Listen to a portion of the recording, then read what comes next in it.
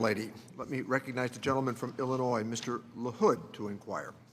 Thank you, Mr. Chairman. Welcome, Mr. Secretary. Mr. Secretary, I've been involved in a bipartisan way on the Alzheimer's issue and worked with a number of my colleagues on the other side, and wanted to just talk to you a little bit about the finalized national coverage determination and the frustration that I have heard from many of the stakeholders in my district in Illinois, particularly as it relates to my rural population.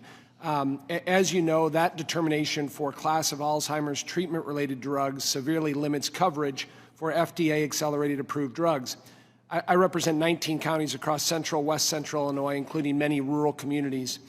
Aside from the fact that this process sets coverage precedent that will limit future innovation and cures, it also severely limits access to an entire class of drugs for my rural constituents and that have been disproportionately had a negative impact on their communities and what they suffer from.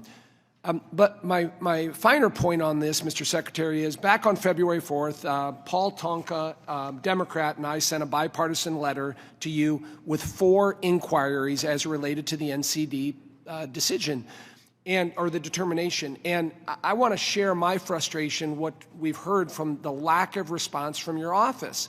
And what is frustrating about that is, we have 4 common sense inquiries that require a substantive response as it relates to rural coverage and nothing. And I want to share, I echo the comments of Mr. Kelly and others, and I think Mr. Pascrell said it best. If you can't respond, you shouldn't be here. And so when I think about the lack of response here, Mr. Secretary, do you need more staff to accurately respond?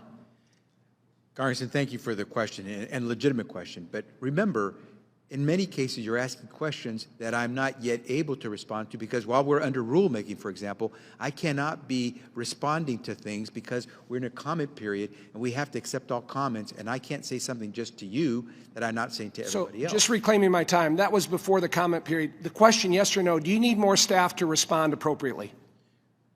Listen, I could always use a continued cooperation and work with... The question is, do you need more staff to respond appropriately? Yes or no?